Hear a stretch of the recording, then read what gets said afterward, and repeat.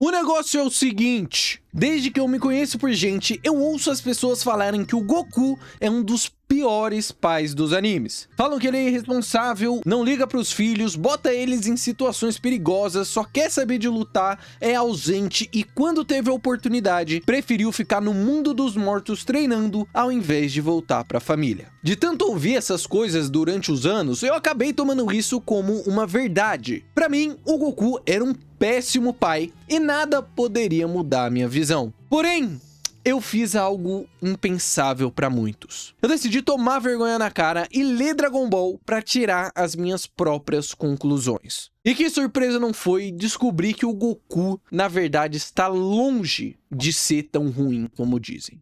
Nesse vídeo eu vou ser tipo o advogado do personagem, e a primeira acusação que eu quero tratar aqui é sobre ele ser um pai ausente. O que assim, não é totalmente mentira, mas a gente não pode ignorar que a ausência dele não é por negligência. Ele não é como o pai do Gon lá de Hunter x Hunter, que simplesmente abandonou o filho e foi viver a vida tranquilão como se ele não existisse. Na maior parte do tempo em que o Goku não estava do lado do seu filho, era ou porque ele estava morto, ou porque ele estava se recuperando de uma batalha que quase matou ele. Na saga dos Saiyajins, por exemplo, ele morre na luta contra o Raditz e fica mais ou menos um ano longe do filho, treinando para tentar impedir que a Terra seja obliterada pela eventual invasão do Vegeta e o Nappa. E essa ausência dele é totalmente entendível, porque se não fosse pelo treinamento que ele recebeu do Sr. Kaiô, todo mundo teria morrido. Então essa é uma ausência totalmente justificável. Mas seguindo, o segundo momento onde ele fica um bom tempo longe do Gohan é depois da luta contra o Freeza. Ele decide não ser teletransportado para a Terra junto com todo mundo,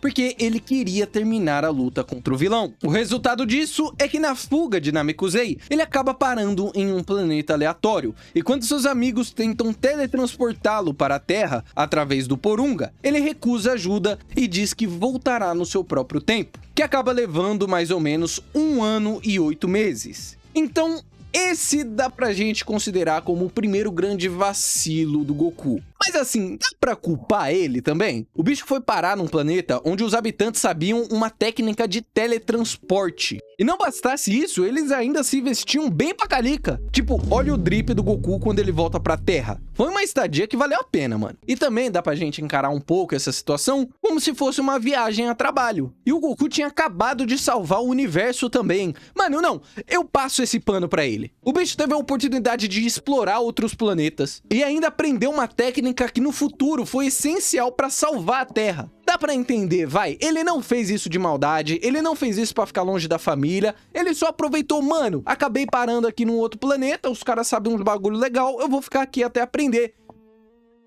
Ele não fez isso de sacanagem, mano. Tanto que a primeira coisa que ele faz depois de voltar e descobrir que os androides iriam aparecer é levar o filho pra treinar junto com ele. Ele quis passar um tempo em família. Inclusive, ele passa 3 anos junto do filho até a chegada dos androides, que é mais tempo comparado ao tempo que ele passou morto depois da luta contra o Raditz, somado com o tempo que ele ficou fora depois da explosão de Namekusei. No total, até agora, foram 2 anos e 8 meses longe e no mínimo 3 anos perto. Ou seja, o saldo é positivo. Então, meu amigo, meu mano é inocente. Porém, ainda falta um caso extremamente polêmico a ser tratado, que é o fato dele não querer ser ressuscitado depois de morrer pro céu e abandonar a família para ficar treinando com o Sr. Kaiô no mundo dos mortos. E essa aqui talvez seja a parte mais polêmica disso tudo, talvez seja mais fácil de refutar, porque ela é simplesmente mentira. O Goku não voltou porque não era possível. Quando o Dendê se torna o novo Kami-sama da Terra e faz as novas esferas do dragão, é dito que essas novas não tinham a capacidade de conseguir reviver alguém que já tinha morrido uma vez. O Goku, que morreu na luta contra o irmão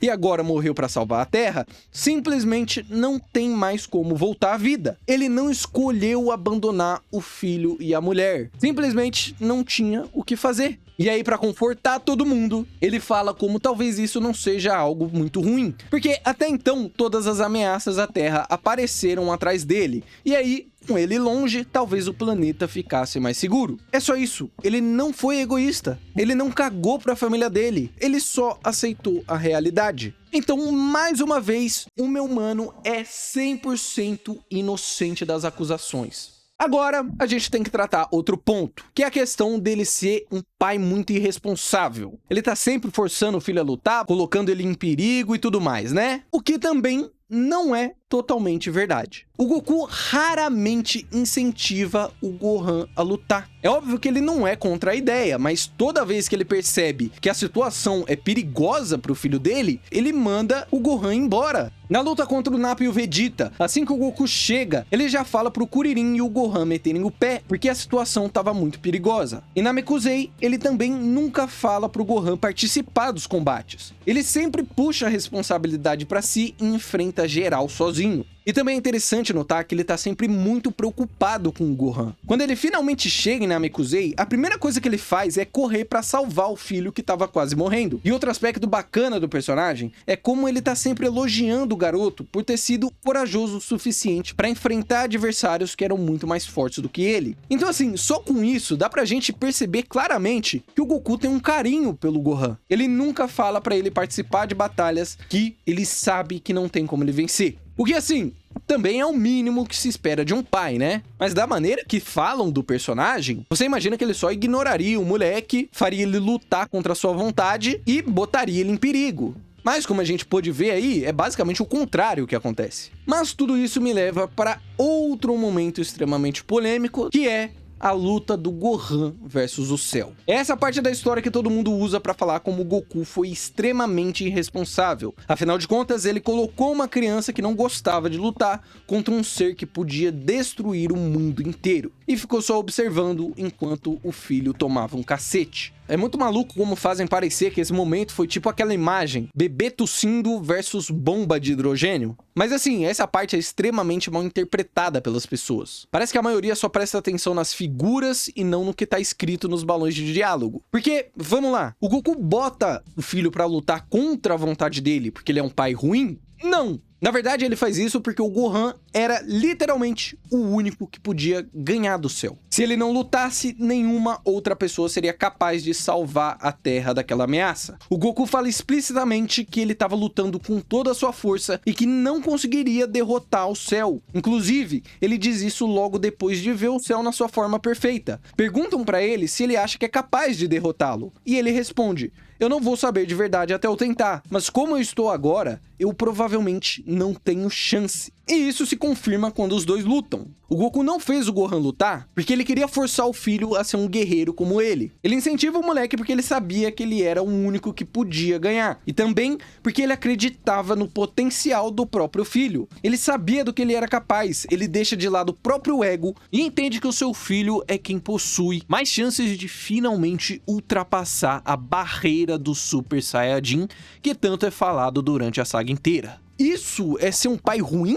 Agora, nisso tudo, a gente ainda tem uma segunda questão, que é, né, a questão dele ficar olhando pro filho enquanto ele tomava porrada. E ainda por cima dá uma semente dos deuses pro Cell pra ele se recuperar. Bom, na minha interpretação, a semente dos deuses é bem fácil de explicar. O Goku até então achava que o filho, assim como ele, tinha a mesma vontade de lutar contra pessoas extremamente fortes e no seu ápice, pra ver do que elas são capazes. Por isso ele deu a semente pro Cell, porque se ele, Goku, gostaria de lutar com o vilão no seu potencial máximo, o seu filho provavelmente também gostaria. É uma leitura errada do próprio filho? Sim, mas isso também não faz dele o pior pai do mundo, né? Agora, a questão dele ficar sorrindo vendo o Gohan apanhar não é muito verdade também. No início, ele tá otimista que durante a luta, o Cell vai conseguir fazer com que o Gohan desperte o poder que tá dentro dele. Muito porque, mais uma vez, ele acha que o filho gosta de lutar tanto quanto ele. Porém, chega uma hora que o Cell começa a realmente machucar o Gohan e o Piccolo dá o choque de realidade no Goku, falando que ele não gosta de lutar e ele tá esperando que o pai faça alguma coisa pra ajudá-lo antes que ele morra. A partir desse momento, o Goku fica extremamente preocupado. Ele finalmente percebe que o filho não é igual a ele e se arrepende da decisão que tomou. Ele de fato cometeu um erro ali. Mas assim, não conhecer exatamente quem é o seu próprio filho te faz um pai horroroso? Obviamente não te faz um ótimo pai. Mas tipo, eu duvido que os seus pais, por exemplo, te conhecem exatamente. Eu duvido que na sua vida nunca aconteceu um momento onde, sei lá, a sua mãe te ofereceu algo pra comer que ela achava que você gostava e, na na verdade, você nunca gostou. E você fica tipo, pô, mãe, eu nunca gostei disso. Por que você acha que eu gosto? A gente não pode ignorar também que o Goku não é um Luffy, no sentido de ele não sabe ler as pessoas e entender quem elas são por pura intuição. O Goku é um cabeça de vento, ele é extremamente ingênuo e a vida dele é baseada em treinar. Só isso. Isso tudo justifica a atitude dele? Não. Mas não é como se ele tivesse feito na maldade também, querendo forçar o filho a ser algo que ele não era. Existia um aspecto do Gohan que ele não entendia. Ele cometeu um erro, se arrependeu disso e ainda para se redimir, se sacrificou para salvar todo mundo. E assim, foi um sacrifício inútil? Foi, mas não por culpa dele. Não tinha como ele adivinhar que o Cell iria conseguir voltar depois de virar uma ameba. Enfim, no final das contas, ele também estava certo. O Gohan era o único com força o suficiente para ganhar do Cell. E no final é isso que acontece e o Goku fica todo orgulhoso do seu filho. E no final das contas é mais ou menos isso. Eu não vou citar os acontecimentos da saga Buu, porque eu ainda não terminei de ler ela, então eu decidi me ater só até a saga do Cell. Mas eu acho que foi o suficiente para mostrar como é injusta a forma que tratam o meu mano Son Goku. Fazem parecer que ele é terrível, quando na verdade eu acho que ele passa de ano. Eu daria uma nota 7,5 para ele como pai. Não é incrível, mas também não é a pior coisa do mundo. Agora, algo que não tem como eu discordar é o fato de que o Piccolo é muito mais pai que o Goku. Ele conhece o Gohan bem melhor, ele tem mais noção do que é ser uma figura paterna e até chegou a se sacrificar por ele na luta contra o Nappa. O Piccolo merece no mínimo uma nota 9 aí. Mas também é meio injusto em comparação com o Goku, porque assim, lá na saga Cell, quando ele dá o choque ali de realidade, ele tava fundido com o Kami-sama, né? Que, pô, era sábio pra calica, né? O cara era literalmente o deus da Terra. Aí a competição fica meio descabida, né? Um moleque que bateu a cabeça quando era criança e um bicho que era literalmente o deus da Terra e era sábio pra caramba. Vai ficar fácil ser um pai melhor, né? Mas enfim, era isso que eu queria falar. Deixem suas opiniões aí nos comentários se vocês concordam ou discordam do que eu falei aqui. Também não se esqueça de deixar o like aqui no vídeo que ajuda bastante o canal, se inscrever e se você quer acesso a mais conteúdos 100% exclusivos, se tornem membros, apenas R$ 4,99 por mês, tá bom? Dê boa porque é importante e tamo junto.